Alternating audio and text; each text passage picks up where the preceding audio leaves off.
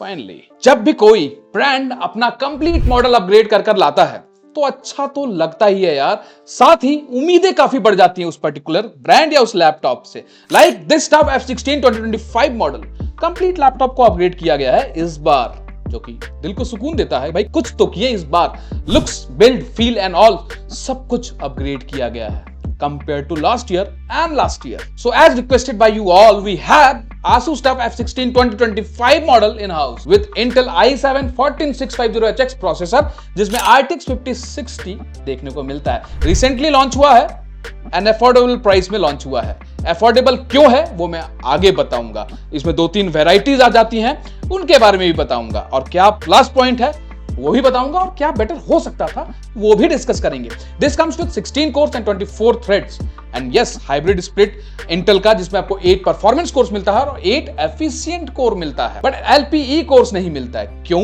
क्योंकि वो meteor lake processor मिलता है, यहां नहीं मिलता है। तो सोचा कि आपको अपडेट कर दूं। इसमें आपको बेस स्पीड जो है 2.2 गीगाहर्ट्ज का है एंड मैक्स टर्बो स्पीड इसका 5.2 गीगाहर्ट्ज तक खींच सकता है ये लैपटॉप, नहीं ये प्रोसेसर एग्जैक्टली जो इसमें लगा हुआ है। एंड लेटेस्ट DDR5 रैम मिलता है विद 5600 मेगा ट्रांसफर पर सेकंड, जो कि अब मोस्टली सारे ब्रांड्स कोशिश कर रहे हैं कि आपको बेटर मेगा ट्रांसफर पर सेकंड का स्पीड दिया जाए रैम के साथ। प्लस इसमें एक इंपॉर्टेंट बात है कि भाई इसमें आपको सिंगल स्टिक यूज किया गया है 16 GB स्टिक, मतलब आप जब भी इसको 32 GB में अपग्रेड करना चाहते हो आपको एक और स्लॉट बस लगाना होगा, पुराना हटाना नहीं होगा। तो that's a good point guys. And 32 GB का तो आप इजीली अपग्रेड कर ही सकते हो, लेकिन 64 GB तक भी आप ट्राई कर सकते हो, ट्राई नहीं हो जाता है। And 1 TB NVMe M2 SSD इसमें मिलता है, 1 TB Gen 4 SSD जिसका रीड राइट स्पीड काफी अच्छा है एंड पर स्लॉट आप आसानी से 2 TB एक्सटेंड कर सकते हो। Wi-Fi 6E आज के डेट में काफी कॉमन तो हो गया है गाइस, लेकिन अगर Wi-Fi 7 होता ना तो थोड़ा दिल को तसल्ली और ज्यादा मिलता। चलो इसमें RTX 5060 GDDR7 8GB VRAM वाला ग्राफिक्स कार्ड मिलता है। इसमें नया क्या है, पहले भी तो 8GB का ही मिलता था भाई, ये GDDR7 के साथ आता है जिसमें आपको 115 वाट TZP मिलता है and Intel USD integrated GPU भी मिलता है।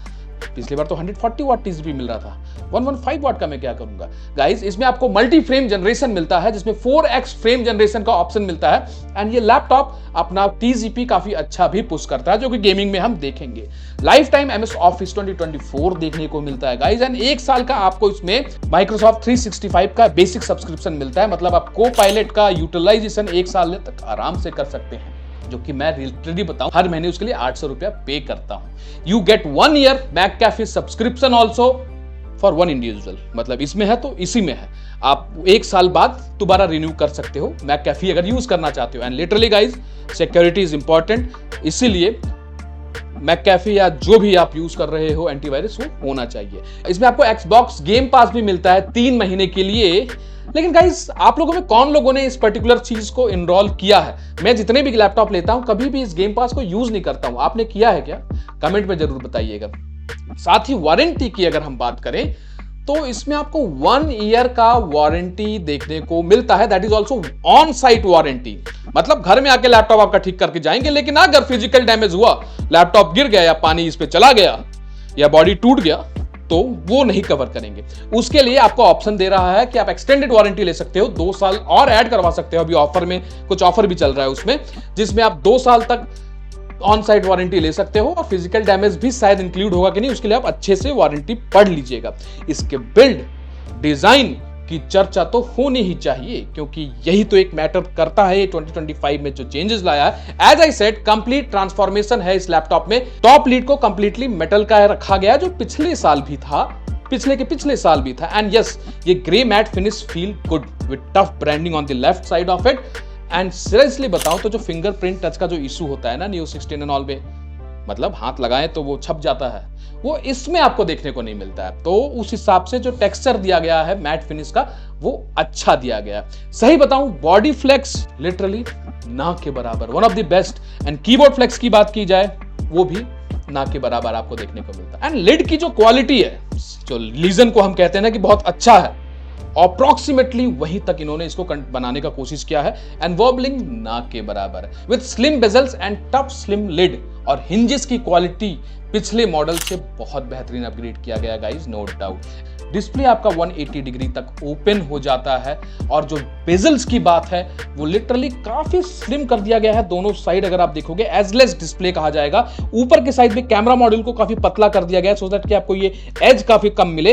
नीचे के साइड आपको आसूस का ब्रांडिंग मिल जाता है बट वहां पे भी एजेस काफी कम है। एंड जहां तक लैपटॉप की वेट की बात की जाए तो यार ये पिछले बार भी 2.2 kg के अप्रॉक्स था, इस बार भी 2.2 kg के साथ है। एंड अगर इसके 280 वॉट के चार्जर को ब्रिक को इंक्लूड कर दिया जाए तो ये आपका अप्रोक्सीमेटली 2.8 kg का हो जाता है, जो कि लिटरली अंडर 3 kg है। कंधों पर बोझ नहीं आने वाला है आपके। ये बैक साइड में थोड़ा सा टेक्सचर दिया गया है। अगर आप यहां पर देखोगे तो ये पहले थोड़ा सा डिफरेंट डिजाइन के साथ आता, थोड़ा रगेड डिजाइन के साथ दिया गया है और साथ में आपको ये 4 लाइट इंडिकेटर मिल जाता है, बैटरी चार्जिंग एंड ऑल का, जो पहले भी आपको देखने को मिलता था। एंड लिटरली एक अनबिलीवेबल वर्क इसमें इस बार किया गया है कि जो आप पीछे देख रहे हो इसको कंप्लीटली लेफ्ट साइड से राइट साइड तक थर्मल प्लेट्स प्रोवाइड किया गया है सो दैट कि इसके थर्मल्स को और बेटर किया जा सके, जो कि हम गेमिंग में चेक करेंगे। नहीं तो बीच में बंद होता था, लेफ्ट एंड राइट में ही मिलता था, बट यहाँ प्लेट यहां से यहां तक रनिंग है। बैक पैनल आपको इसमें पॉलीकार्बोनेट में मिल जाता है, थोड़ा चेंज है डिजाइन में। 2 सेट ऑफ आपको फैंस मिल जाते हैं और यहां पर ये मेरे ख्याल से जो हीट सिंक आपके एसएसडी के ऊपर लगा जाता है उसका ये ओपनिंग देखने को मिल रहा है। और जो रबर ग्रिप्स हैं वो आपको टेबल पर स्टर्डीनेस एक अच्छा देते हैं, नो डाउट। एंड एक अलग से 2 यहां पर आपको प्लास्टिक के रेल्स दिए गए हैं जिससे और थोड़ा ग्रिप बेटर रहेगा आपका टेबल पर। और एक और इंपॉर्टेंट चीज बता दूं, अगर किसी को एसएसडी और रैम अपग्रेड करना है और अगर उनको ये डर लगता है कि भैया अगर हम खोलेंगे तो वारंटी तो नहीं वॉइड हो जाएगा, तो कोई भी स्टिकर वारंटी का आपको स्क्रूज पर नहीं लगाया गया है। दैट मीन्स आप आसानी से लैपटॉप को ओपन कर सकते हो अपग्रेड के लिए, अनटिल अनलेस अंदर कोई स्टिकर ना हो, वो ध्यान रखिएगा। वैसे आसूस आपको इजी टू अपग्रेड का ऑप्शन प्रोवाइड करता है। सिंगल हैंड लिड आपका इजीली ओपन हो जाता है। एंड यस, ये आपको यहां जो ये आप देख रहे हो एक हॉलो स्पेस दिया गया जो पिछले बार आई थिंक नहीं था, इससे आपका जो ये हैंडलिंग है वो बहुत आसान पड़ जाता है एंड काफी गुड फिनिश के साथ भी आपको दिया गया है।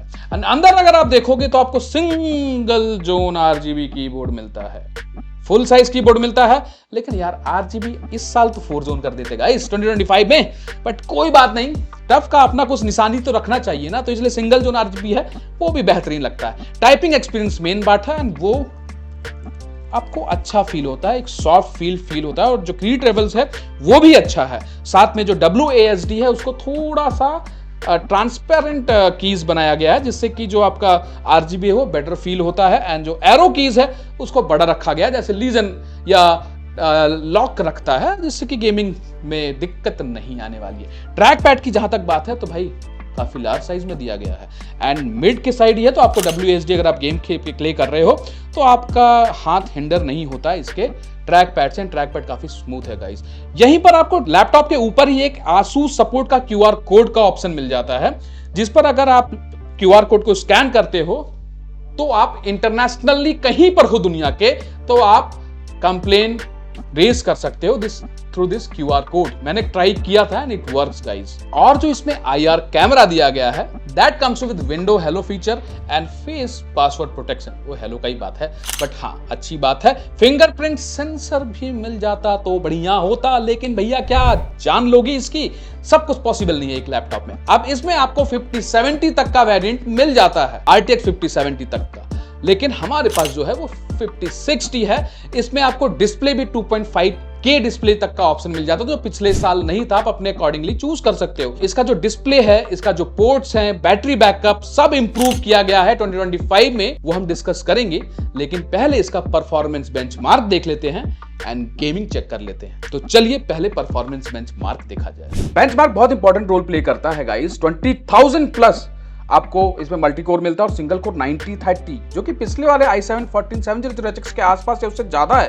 How is it possible? Because of the new build, new architecture. Read write speed 5000 plus है, मतलब इसका जो जनरेशन 4 SSD है वो अच्छे क्वालिटी का यूज किया गया है पिछले बार से अगर कंपेयर किया जाए। अगर आप क्रॉस मार्क 10 देखो, ये कंपैरिजन के लिए होता है, लैपटॉप को साइड बाय साइड रखकर 70-60 ओवरऑल स्कोर और उसके स्कोर से आप कंपेयर कर सकते हो। बहुत काम में आता है अगर आप लैपटॉप कंपैरिजन करना चाहो। अब ये आसूस टफ का आपका बेंचमार्क गीक बेंच देख सकते हो, प्रोसेसर का single score and multi score 12529 जो कि बेहतरीन है। आई वाज एक्सपेक्टिंग 13 प्लस होता, बट 12509 भी अच्छा है। लेकिन जीपीयू का स्कोर भाई 1,10,000 के अराउंड देखने को मिल रहा है, जो कि बड़ी बात है। 5060 जो कि 4060 से भी कंपेयर करें तो उससे बेटर है। एआई स्कोर देख सकते हो, एआई स्कोर भी इसने अच्छा निकाला, क्वांटाइज्ड स्कोर 4480 है। समझ में इतना आसानी से नहीं आता, बट कंपैरिजन आप कर सकते हो। अब बेंचमार्क रिजल्ट फोटोशॉप का, आप फोटोशॉप के लिए कोई प्रॉब्लम नहीं है, 100% sRGB डिस्प्ले है एंड पावरफुल प्रोसेसर है, तो 6000 का स्कोर है, आसानी से आप यूज कर सकते हो। 3D मार्क भाई 12000 plus, CPU score 14000 plus and graphics score 12000 plus. ये पिछली बार जनरेशन से काफी बेटर स्कोर निकाल कर लाया है। अब ये नोमैड स्कोर है, बहुत लोगों को समझ में आएगा, बहुत लोगों को नहीं, कोई खास मतलब नहीं है। 2600 के अराउंड है, but it's good enough nomad score को अगर हम कंपेयर करें दूसरे लैपटॉप से। आप इसको देखो, PC mark 10 7000 plus PC mark 10 देखने को मिल रहा है, जो कि बेहतरीन स्कोर है 14650 के हिसाब से। अब ये आपका VR मार्क 13,000 के अप्रोक्सीमेटली आ रहा, जो कि सही बताऊं तो भाई पीसी को टक्कर देने लायक स्कोर निकाल कर लाया है इसने। मस्त आप गेम कर सकते हो। और ये जो है 3538, ये आपका ब्लेंडर स्कोर है, ये नियर बाय 4060 का ही है, उसमें 3300 है, यहाँ पे 3500 के अप्रोक्सीमेटली निकल कर आ रहा है। ये फर मार्क टेस्ट भी आप देखो, ये रेंडर एंड ऑल के लिए क्या इसका है सिस्टम, ये आपको 9637 के अराउंड देखने को मिलता है। ये बताता कितना कैपेबल है रेंडर भाई। बेंचमार्क से जो उम्मीद था इसने वो कर दिखाया, नो डाउट। ये गेमिंग में कितना इंपैक्ट लाता है ये भी हम चेक करते हैं। सो काउंटर स्ट्राइक से गेम स्टार्ट करते हैं और आप देख सकते हो हाई सेटिंग पर हम लोग खेल रहे हैं और एफएसआर ऑफ एंड ऑन। अभी एफएसआर के लिए 5000 में प्रॉपर अपडेट नहीं आया, माइट बी बिकॉज इसलिए राइट साइड में एफपीएस कम देखने को मिल रहा है एंड एफएसआर ऑफ करने के बाद भी एफपीएस 200 प्लस देखने को मिल रहा है। यही अगर लो सेटिंग में खेलते तो एफपीएस 250-300 पहुंच जाता, बट हाई सेटिंग में दिखाने का मतलब भाई कैपेबिलिटी भी तो है लैपटॉप का। 200 plus FPS, great choice, no doubt. And यहाँ पर आप वॉटेज देख सकते हो, क्योंकि ये कंप्लीटली जीपीयू इंटेंसिव तो नहीं है, तो 60 वॉट तक टीजीपी पुश हो रहा है एंड रैम यूटिलाइजेशन भी 13 जीबी के अप्रोक्सीमेटली है। टेम्परेचर बिल्कुल कंट्रोल्ड है, नो डाउट अबाउट इट। अभी फिलहाल नेक्स्ट गेम में चेक करेंगे हम लोग, लेकिन एफएसआर का अपडेट आ जाएगा तो आई थिंक एफएसआर ऑन करके आप बेटर एफपीएस ले पाओगे। नेक्स्ट गेम में ray tracing ultra, DLSS off and DLSS on. Ultra ray tracing पर हम लोग 50 प्लस एफपीएस निकाल कर ला पा रहे हैं। यहाँ पे वॉटेज देखो अच्छा पुश कर रहा है। Ultra ray tracing is very high setting exactly in Cyberpunk game. तो यहाँ पे 14 जीबी रैम भी यूटिलाइज हो रहा है लेफ्ट साइड में, टेम्परेचर भी ऊपर जा रहा है बिकॉज टीजीपी 100 प्लस पुश कर रहा है, 105 121 पुश किया लेफ्ट साइड में, 128, जबकि जीपीयू 115 वॉट टीजीपी का है। मतलब ये अपने आप को ओवर पुश भी कर रहा है आसूस का टॉप F15, ये एक बड़ी बात है। और टेम्परेचर उसके बाद भी कंट्रोल्ड है, ओवर टीजीपी पुश करने के बाद भी। राइट साइड में आप देख सकते हो 60 प्लस एफपीएस चला गया है रीट्रेसिंग में, और यहाँ पर हम नॉर्मली रीट्रेसिंग ऑफ कर दिए। डीएलएसएस ऑन में आप देख सकते हो 80 प्लस एफपीएस निकाल कर ला रहा है राइट साइड में। लेफ्ट साइड में अल्ट्रा सेटिंग में 70 है, रॉ परफॉर्मेंस में भी 70 प्लस एफपीएस निकल कर आ रहा है। तो यहाँ पे परफॉर्मेंस अच्छा है, आप साइबरपंक आराम से खेल सकते हो रीट्रेसिंग ऑन करके भी, रीट्रेसिंग ऑफ करके।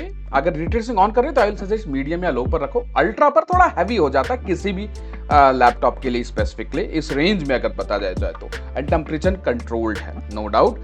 रैम यूटिलाइजेशन आप देख सकते हो and utilization of the GPU is also going somewhere around 99% because TGP पूरा पुश हो रहा है और 6.6 GB VRAM इस गेम में यूटिलाइज हो रहा है। Can you believe it. Next अपना फार क्राई है, यहाँ पर भी एफएसआर ऑफ एफएसआर ऑन में आप देख सकते हो कोई खास डिफरेंस नहीं आ रहा है बिकॉज एफएसआर का अपडेट माइट भी 5000 सीरीज आरटीएक्स ग्राफिक्स कार्ड के लिए आना बाकी है।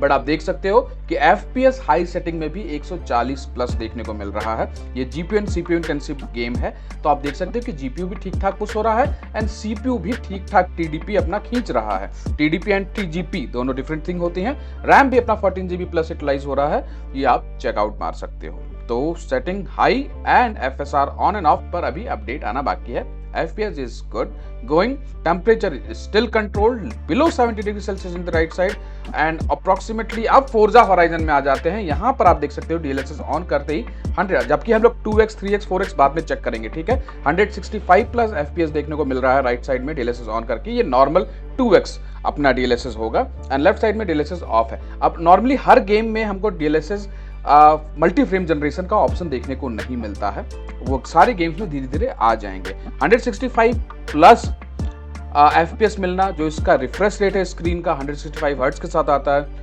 उस टॉप डाउन को टॉप अप को अप्रोच को पकड़ लेना बहुत बड़ी बात है किसी भी लैपटॉप के लिए। एंड यस, फोर्जा होराइजन में अच्छा FPS इसने निकाल कर लाया। नेक्स्ट गेम है फोर्जा होराइजन वेस्ट। अब यहां पर DLSS ऑन पर आप देख सकते हो 120 प्लस FPS हाई सेटिंग में निकाल कर ला रहा है। मतलब मैं ये कह सकता हूं इसके बाद कि FSD गेमिंग में इसका पुश अच्छा, अभी हम 2K गेमिंग भी कर देखेंगे।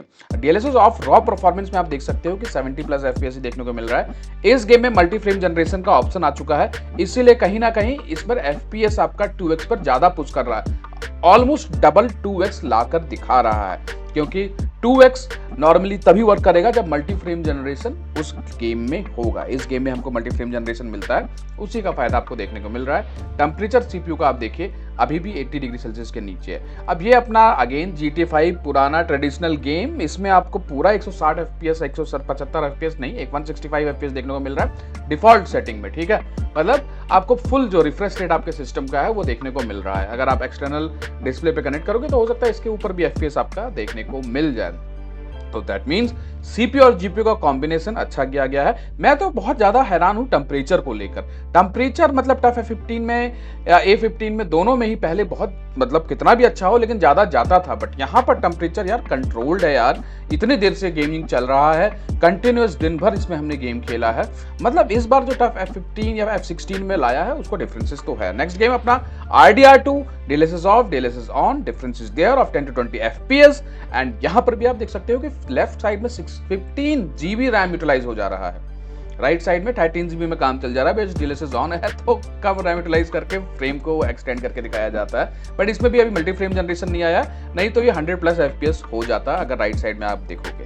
बट इनडेफिनेटली कहा जाए तो DLSS ऑन का फायदा आपको सारी गेम में देखने को मिलता है, एक्सेप्ट FSR में अभी तक अपडेट नहीं आया है, वो आई होप कि जल्दी आ जाएगा, ठीक है।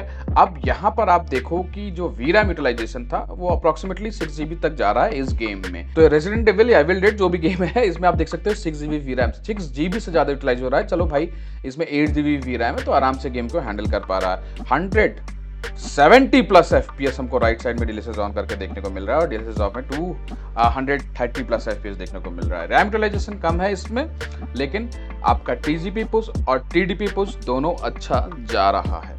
इस गेम को एविल डेड और रेजिडेंट एविल हमेशा ही मेरे को कंफ्यूजन रहता है, लेकिन गेम काफी बेहतरीन है, आप डाउनलोड कर चेक आउट मार सकते हो। लिटरली मजा आ जाता है इस गेम को खेलने में। नेक्स्ट है अपना ब्लैक मिथ वुकोंग में। ब्लैक मिथ वुकोंग में भी आपका DLSS ऑन पर 120 प्लस FPS राइट साइड में देखने को मिल रहा है, लेफ्ट साइड में 80 प्लस FPS देखने को मिल रहा है DLSS ऑफ कंडीशन में। तो इसमें क्योंकि ये लेटेस्ट गेम है तो इसमें भी आपको जल्दी मल्टी फ्रेम जनरेशन का ऑप्शन देखने को मिलने वाला है। अगेन इस गेम में अगर आप परफॉर्मेंस देखोगे तो इस गेम तक आने के बाद भी कितना गेम हमने खेला, इतना गेम खेलने का मतलब तभी है कि आपको टेम्परेचर हम दिखा सके। दिल्ली में ऑलरेडी गर्मी बहुत ज्यादा है और उसके बाद भी लैपटॉप ने थर्मल्स अभी तक बढ़िया कंट्रोल करके रखा है, जबकि हमने AC बंद कर दिया था कुछ देर बाद, क्योंकि गर्मी में हालत टाइट तो हो ही जाती है, बट स्टिल गेमिंग के लिए। अब ये नेक्स्ट गेम सबका पसंद 350 प्लस FPS वैलोरेंट में, जो कि लिटरली अच्छा है। i7 14650HX के हिसाब से बेहतरीन FPS इसने निकाल कर ला रहा है, 400 प्लस FPS। एंड वैलोरेंट जैसे गेम में डिफॉल्ट सेटिंग में हम खेल रहे हैं, इसमें हम हाई सेटिंग एंड ऑल नहीं लगाए हैं, नॉर्मल डिफॉल्ट सेटिंग में ही हम वैलोरेंट को एंजॉय करते हैं। इसमें एक मिनिमलिस्टिक ग्राफिक्स होता है और नॉर्मली CPU इंटेंसिव ज्यादा रहता है, तो उसके हिसाब से इस गेमिंग पे कंसिस्टेंटली मेरे को 400 या 350 प्लस FPS देखने को मिला। अब नेक्स्ट हम लोग एलन वेक पर आ जाते हैं, जहां पर हम मल्टी फ्रेम जनरेशन देखेंगे। अब यहाँ DLSS ऑफ कंडीशन में आप देख सकते हो कि 60-65 FPS 70 FPS देखने को मिल रहा था। आप 2x पर चले जाते हैं, यहाँ पर हमारा सेटिंग जो है मीडियम हाई सेटिंग्स में है, रिट्रेसिंग लो पर ही हमने रखा है। अब यहाँ DLSS 2x में आप देख सकते हो कि 120 प्लस FPS देखने को मिल रहा है, ये मीडियम से लो सेटिंग्स पे हम बात कर रहे हैं। एंड DLSS 3x पर हमको 164 लिटरली डबल हो गया जो FPS हमको नॉर्मल में मिल रहा था। It's 147 plus FPS। अब 4x पे 200 प्लस FPS 200 प्लस FPS, जो कि हमको नॉर्मली 60-75 FPS देखने को मिल रहा था। तो that is the difference of DLSS 4x। अब यहां पर हो सकता है आप देख सकते हो कि थोड़ा सा कलर करेक्शन में अभी और उम्मीदें बाकी हैं RTX 5000 से, जो कि जल्दी ये ले आएंगे। अब हम लोग थोड़ा सा एक हाई सेटिंग्स पर जाकर हाई रिट्रेसिंग ऑन कर 4x मल्टी फ्रेम जनरेशन पर कितना FPS निकाल कर लाता है भाई। हाई सेटिंग, हाई रीट्रेसिंग पर मतलब 100 FPS या 90 प्लस FPS या 85 इन एन एवरेज FPS, बहुत बड़ी बात है। अब 2K डिस्प्ले पर आ जाते हैं। 2K डिस्प्ले पर 2560 x 1400 पिक्सल पर हमने चेक किया, अभी DLSS हमारा ऑफ है, सिस्टम की लग गई, मतलब समझ रहे हो। 2500 पिक्सल पर हाई रिट्रेसिंग में हमारा 15-16 FPS से ज्यादा कोई नहीं देखने को मिल रहा। लेकिन यहीं पर अगर जब हम 4x multi frame generation on कर देते हैं तो ये गेम प्लेएबल हो जाता है। 50 प्लस FPS देखने को मिल रहा है, कहां 16-17 एंड कहां 70 प्लस FPS। ये है power of multi frame generation. But do you need to play this in multi frame generation in 2K display? Because उसके बिना भी तो खेला जा सकता है, बट हाँ, लोगों को चाहिए proper colour correction, colour accurate result. तो ये मल्टी फ्रेम जनरेशन कहीं ना कहीं एक एज दे देता है, लेकिन थोड़ा सा कलर अभी भी क्रिएट होना बाकी है। आप देखो, हमने नॉर्मल लो प्रीसेट्स पर इसको गेम खेल कर देखा। लो प्रीसेट्स पर 2K डिस्प्ले पर हमको रिट्रेसिंग का मतलब नहीं है, तो 140 प्लस FPS 2K डिस्प्ले पर ये निकाल कर ले आता है, जो कि अच्छी बात है। गेमिंग परफॉर्मेंस लिटरली गाइस अच्छा था, बट 5060 से मेरे को उम्मीदें थोड़ी ज्यादा थी। DLSS 4.0 मिलता है इसलिए। चलिए बताता हूं क्यों। 5000 series yet to optimise properly, अभी बहुत से इसके अपडेट्स आना बाकी है, जो कि पिछले साल 4000 सीरीज के साथ भी हुआ था, आपको याद होगा। आप बोल रहे थे कि TGB पुश नहीं हो रहा, TGB पुश नहीं हो रहा, लेकिन जब अपडेट आया तो TGB पुश होना शुरू हो गया। तो इस साल तो TGB तो पुश हो रहा है, लेकिन कुछ और ऑप्टिमाइजेशन अभी भी बाकी है। लेकिन जो इसका मल्टी फ्रेम जनरेशन है 2x, 3x, 4x, वो लिटरली 2K और 4K डिस्प्ले में आपका काम करा देगा, जिसके लिए आप 4080 या 5080 के लिए जाओगे, लेकिन इसी GPU के साथ, प्रोसेसर के साथ आप अपने 4K डिस्प्ले पर गेमिंग कर सकते हो मल्टी फ्रेम जनरेशन का यूज करके। No doubt multi frame generation में जो थोड़ा जो ब्लैक पैचेस एंड ऑल आ जाते हैं, जो कितना आसानी से विजिबल नहीं होता, एकदम आंख गड़ा कर देखोगे तभी दिखेगा, उसका भी फिक्स जल्दी आ जाना चाहिए। अगर आपको ये लैपटॉप घर पर डिलीवर करवाना है, मतलब घर पर बैठे बैठे एंड ऑफलाइन मार्केट से खरीदना है या तो शोरूम जाकर लेना है, तो आप संजीव जी को कॉल करिए, वो आपको घर पर भी डिलीवर करा देंगे, शोरूम पर भी दिखा देंगे। काफी कोऑपरेटिव पर्सन है। एंड मेरा लैपटॉप जो आसूस का जो रोग स्टिक्स कार सीरीज है, वो संजीव जी ने ही 2 साल पहले मेरे घर पर डिलीवर करवाया था with an engineer visiting in my house, और जो मेरे को सारा सपोर्ट किए थे, कॉल पर भी बताए थे कि कैसे इसको सेटअप करना है। तब तो मेरे को ज्यादा आइडिया भी नहीं था how to setup it, what to be done, and literally that was really helpful. और अगर कोई प्रॉब्लम भी होता है, in that case also he helps you to support कि भाई करना क्या है। रेस्ट आप अगर ऑफलाइन मार्केट में जाकर देखना चाहते हो तो जनकपुरी में आसूस का इनका शोरूम है, you can go and watch. And वहां पर सौरभ भी बैठते हैं, आप सौरभ को भी कॉल कर सकते हो, संजीव जी किसी को भी कॉल कर सकते हो।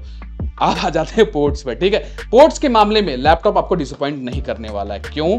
बिकॉज इसमें आपको थंडरबोल्ट 4 पोर्ट मिलता है लेफ्ट साइड में। That's the reason.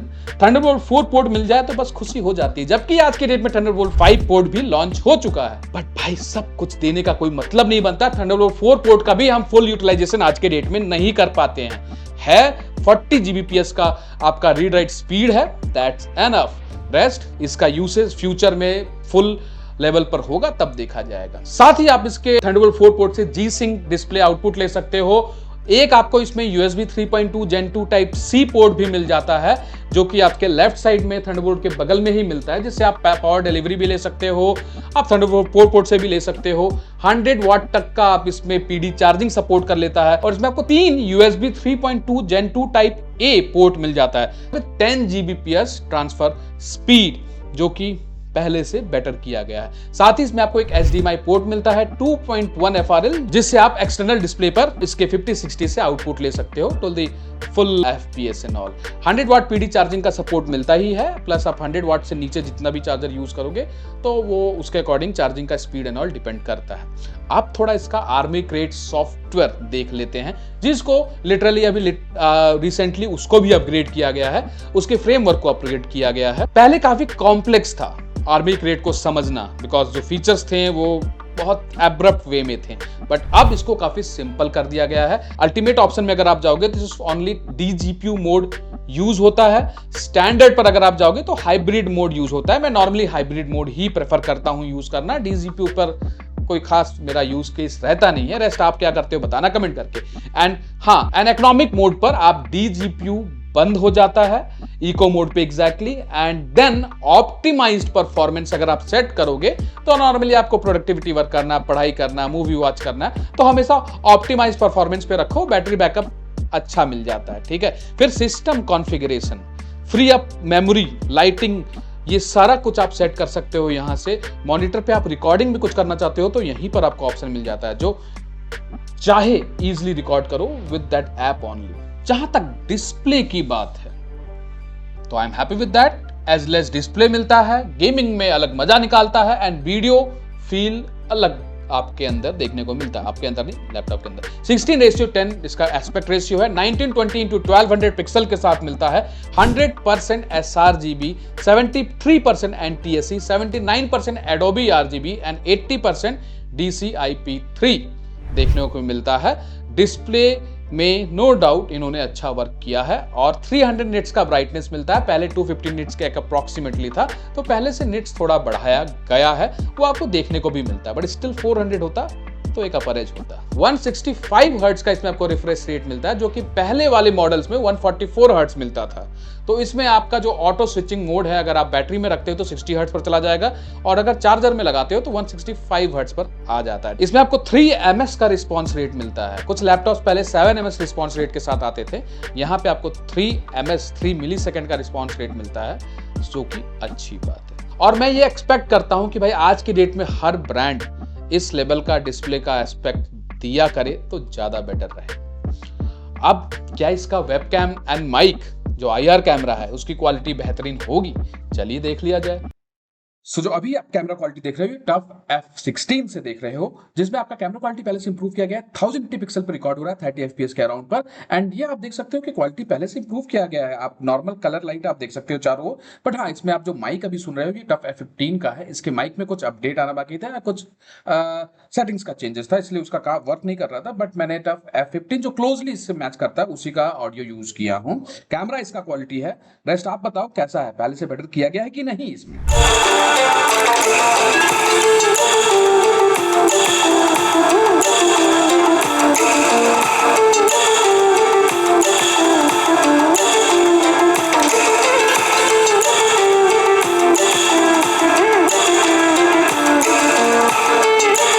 झूठी खाई थी कसम जो निभाई नहीं, आखिर रात मैंने खेतों में तू आई नहीं। स्पीकर्स को पहले से बेटर किया गया है, which comes with Dolby Atmos support and sound काफी क्रिस्प एंड क्लियर है।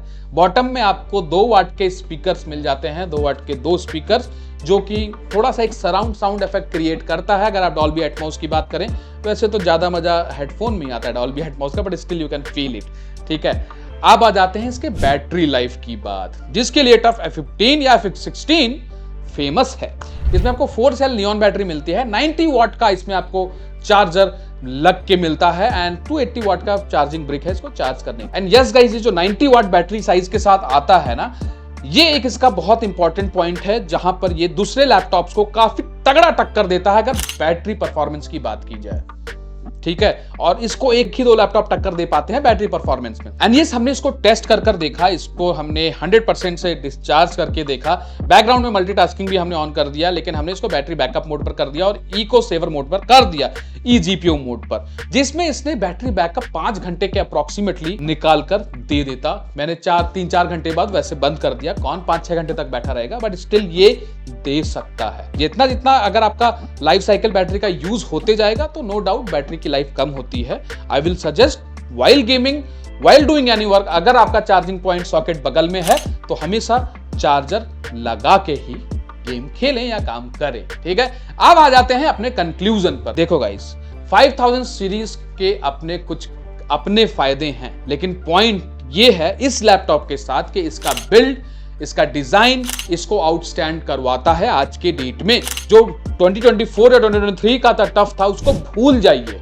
उस जैसा कुछ भी नहीं रहा, यहां पर कंप्लीटली ट्रांसफॉर्म किया गया है। And specially ageless display, new camera module and साथ ही न्यू थर्मल्स, नो डाउट ये शायद 4060 के साथ भी देंगे इस वाले पर्टिकुलर मॉडल को, इस डिजाइन को। I am not sure on that, comment करके बताइएगा, शायद है, लेकिन 5000 सीरीज में अभी काफी और सॉफ्टवेयर अपडेट आना बाकी है। ये एक इंपॉर्टेंट पॉइंट है। अगर हम कंपैरिजन करना चाहे 4060 और 5060 को, तो अभी करने का कोई मतलब नहीं है, बिकॉज इसमें अभी 5060 के काफी अपडेट्स आने वाले हैं। परफॉर्मेंस इसने अच्छा दिया, raw performance and normal DLSS performance इसने 4060 वाला ही दिया, 5-6% का अपर एज होगा।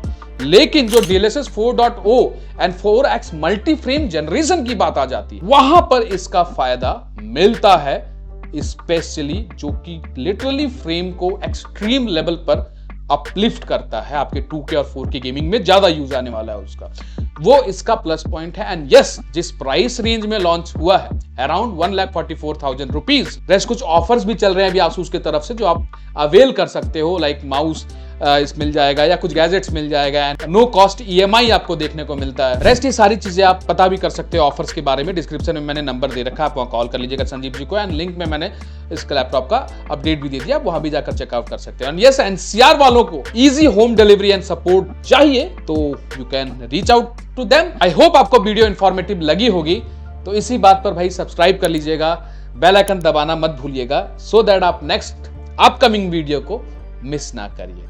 That's all for the day, guys. Tough F16 closing now.